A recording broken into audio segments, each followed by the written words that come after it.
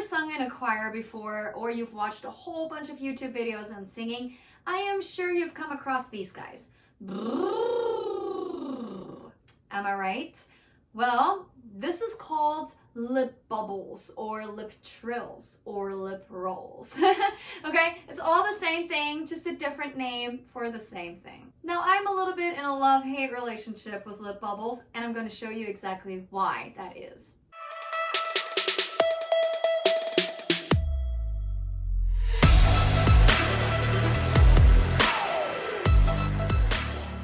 Hey there, my name is Lara Chapman and I'm the founder of VoxTape Studios. Today we're going to look at lip bubbles and what the cons and pros are of them and how you're supposed to do them, okay? Before we get started, make sure you give this video a big thumbs up and you hit the subscribe button below so you won't miss out on any future awesome singing videos.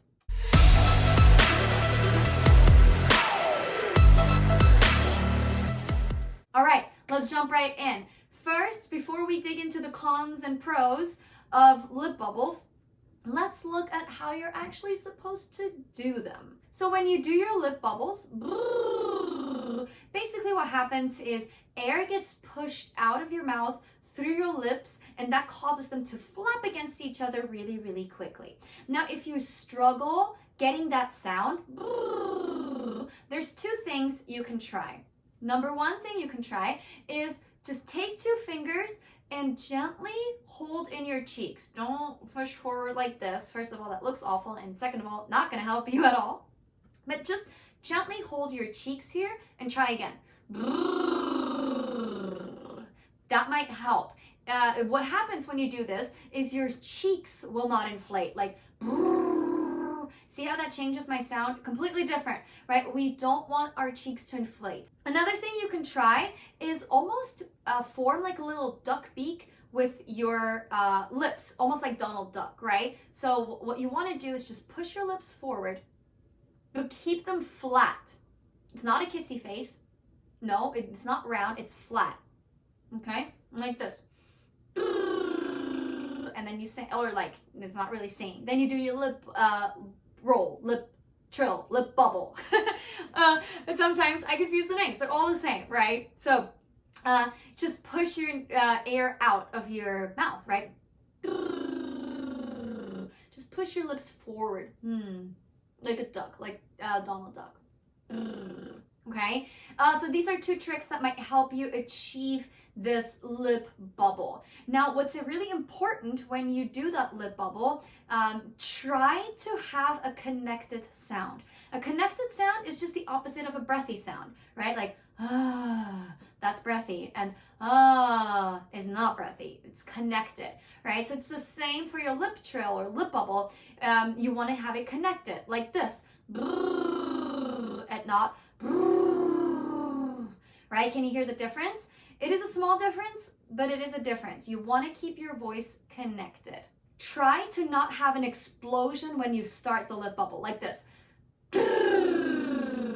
Okay? There's no reason for you to push out more air at the beginning of your lip bubble. All that means is you're applying more pressure than you need and you're losing precious air, and you don't want to do that either. So there's no need for you to push out more air and have that explosion at the beginning of your lip bubble. So just use as much air as when you usually do the lip bubble, right? Like, not, right? So try to avoid that explosion at the beginning as well. So now let's look at the pros that come with doing lip bubbles. Lip bubbles teach you great breath support and breath control, right? There's no air bursts. It's all even. Your air release is very, very even, which is super nice and super helpful to have, especially when you're holding really, really long notes when you sing, right? You don't want to have any air bursts because that will make your pitch, like go up and down, and you want to stay on just one note, right? So having a steady air release is really, really important, and lip bubbles help you with that.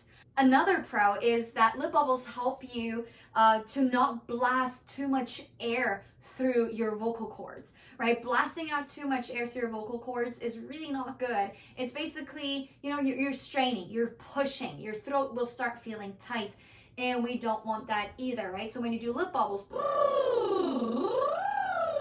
it's really hard to push out too much air because then your lips won't buzz anymore. Right? Can you see how like that wasn't really buzzing anymore? So lip bubbles are great for that as well.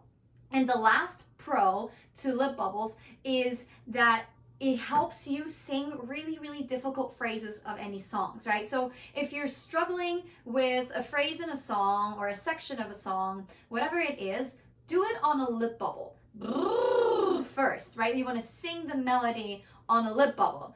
So for example, Watermelon Sugar by Harry Styles. Breathe me in, breathe me out. That part right here. If I do this on lip bubbles, it sounds like this. Breathe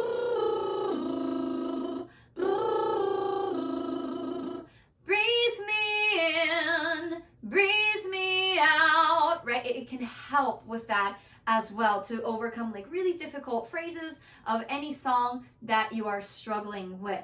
So if you are struggling with a phrase or a section or a whole song, do it on a lip bubble first and see how that changes. It also really helps you to not run out of breath, okay? So those are the pros. Now the cons of lip bubbles is that when you're doing your lip bubbles, you have no idea what you're doing with your tongue. And maybe you already know if you've checked out some of my other videos or if you're enrolled in my online membership program, then you know that the biggest factor of straining is tongue tension. So having a tight tongue is really not good at all for singing. So when you do lip trills or lip bubbles, your tongue can be cramped up inside of your mouth and you don't even know it. Right? So that's why I prefer the turkey gobble. Like that, because you're actually using your tongue and it can't start cramping up, right? So be really, really careful and really feel what your tongue is doing when you do your lip bubbles. And another con to lip bubbles is that your throat might start to feel really tight if you go higher in pitch, right? I don't go higher than that because I know that if I go higher, my throat will get really, really tight. There, it started feeling tight. Okay, and again, it's because your tongue is kind of doing whatever it wants to. So be careful, keep these things in mind. Now, that doesn't mean that I don't want you to do any lip bubbles ever, because no, they do have pros, right? And all the pros have to do with air. And a lot of times people, and like especially beginning singers, forget to use breath support and then they run out of air or they have not a steady airflow or air release, right? So lip bubbles are great for that. But make sure that if you are, for example, going high with your lip bubbles, that you turn back around if it gets too high, if you start feeling yourself tightening up in your throat, and that you pay attention to what you're doing with your tongue. As long as you know what the cons are of doing something, and you can keep that in mind while you're doing it, you can do something, right? Because then you're aware of what you're supposed to pay attention to, so you're not going to do it. Right? That makes sense, right? That is it. Make sure you keep these cons in mind when you do your lip bubbles so you're not straining, right? You're not pushing down with your tongue, you're not going too high and all these things. And let me know in the comments down below if the tricks like holding in your cheeks or forming a duck beak to achieve your lip bubble and a connected lip bubble and not a breathy lip bubble, let me know if that helped.